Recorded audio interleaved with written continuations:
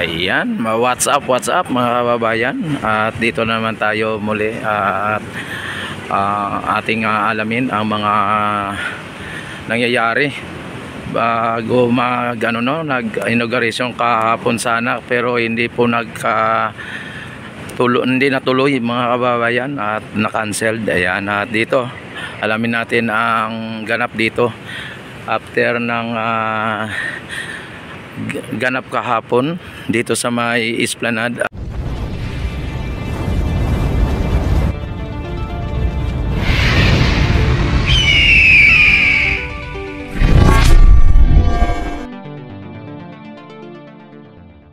At sa may Plaza Mexico kung ano po ang mga nangyari.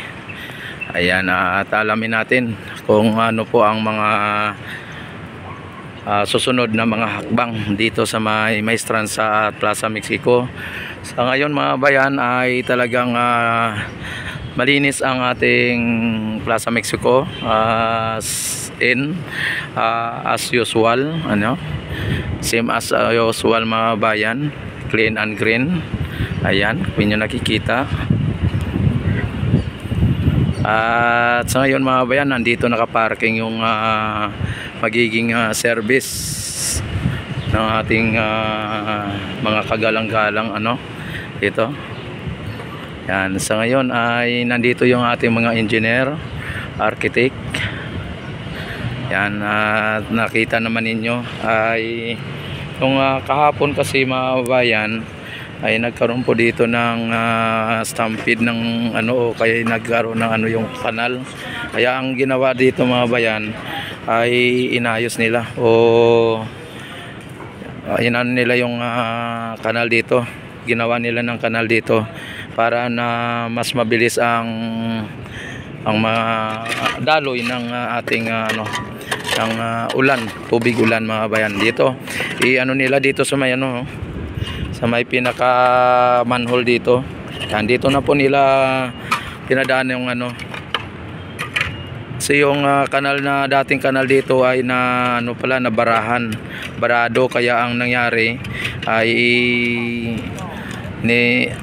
inayos nila ulit. Kaya kahit na mag-ulan pa ulit ng katulad nung kahapon ay talagang masustain ng kanal na ito dahil po sa tinanggal na po yung mga grabe yung barado talagang kaya ganun pala ang nangyari kahapon dito. Pero sa ngayon mga bayan, nakita naman ninyo hinukay at tinanggal ang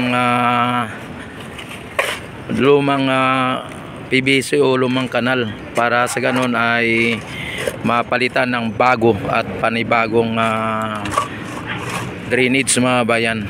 Yan, kung inyo nakikita may drainage din dito, pero hindi na-sustain kahapon kasi ang niya papunta din doon, pero masyadong dito ang pinakamasa dabis na dito na way para sa ganun ay mas mabilis ang daloy ng ating tubig kanal ng tubig galing ulan. Ayan mga bayan, ang ilog Pasig natin mga bayan, kung inyo nakikita.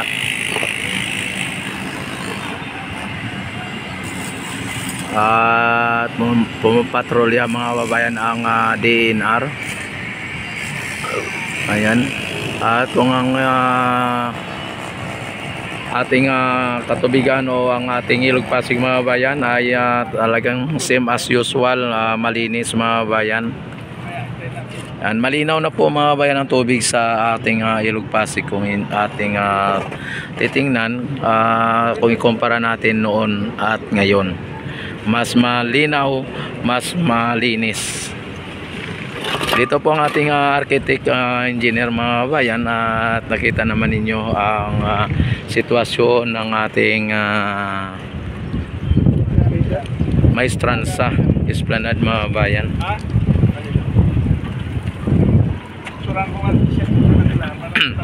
Ayan, talagang napakalinis na. Wala na po kayo makitang doon.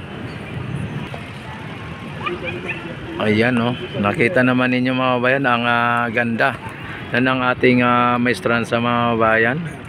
At hanggang sa dulo. Yan si Engineer Ray.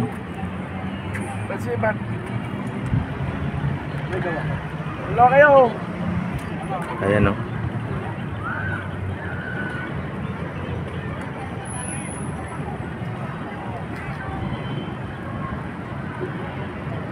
Lipat lang.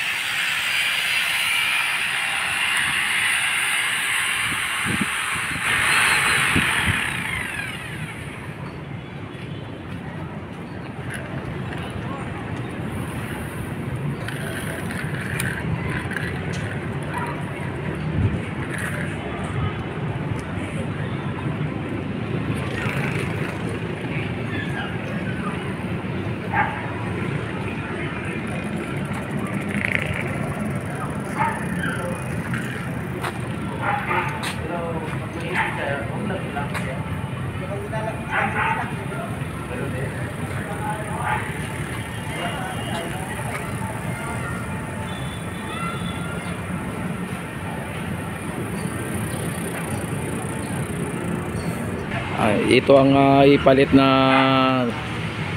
tubo mga bayan o doon sa may drainage ano na ginagawa nila ngayon. Sabi ang lalaki oh. Malalaki ng tubo. Yan ang ilalagay nila doon sa may kanilang ginagawang drainage o kanal mga bayan. para sa ganun ay mas mabilis ang daloy ng tubig ulan o yung baha mga bayan kapag ito ay naulan o nagkaroon ng malakas na ulan ay masustain ang mga patak o yung tubig na naipon dito. Yung unang kanal mga bayan ay nagkaroon po ng barado dahil maliit ang mga PVC na linagayan, no? So ngayon ay malalaki doon sa may ginagawa nito, yun, no? Sa may ginagawa na ito yun nung PVC na ilalagay mga bayan, napakalaki. Kaya pagka nagkaroon po ng ulan na kahit na malakas na ulan ay kayang-kaya na po yan, masustain na po yung ipon na tubig ulan dito. Kaya wala na pong bahayan dito kung sakali na ito ay magkaroon ng malalakas na ulan. Yan. Samantala dito sa may Plaza Mexico mga bayan, at iikot ko kayo dito. Ayun, no, may mga foreigner mga bayan na mga dumaan, mga namamasyal na mga foreigner. Ayan, no. Yan. Hindi pa po tapos ang ating ang ating esplanade mga bayan, Phase 1C ay Phase 1. Yung Maestranza ay may mga namamasyal na po dito. Nakita naman ninyo mga bayan ay halos tuwang-tuwa yung mga natutuwa sila kasi may mga ngiti sa labi ang kanilang naramdaman na ang ganda dito, no? At hindi lang na po natin masabi kung ano pong mga nasa isipan nila, basta ang natitiyak natin mga bayan ay napunta sila dito dahil po sa parang nila kung ano po ang ganda dito ng esplanade na sinasabi at nakikita nila sa mga post o sa mga TikTok, mga Facebook, mga ganyan. Kaya hindi maaaring hindi nila puntahan ang ganitong lugar o kanilang nakikita sa mga Facebook o sa mga TikTok o sa mga YouTube. Ayan. Ayan. Napakalaki nito mga bayan ng na to, itong PVC na to. Kung kung inyo napapansin, malaki ito. Talagang sapat na to na ilagay doon para sa ganun ay masustain ang mga tubig ulan o baha na dulot ng ulan. At dito ang ating yung revolto ng presidente ng Plaza Mexico mga bayan. Yan ang Mexico. Yan, presidente ng Mexico na nakaupo dito sa Plaza Mexico. Ayan, si Adolfo Lopez Mateos mga bayan.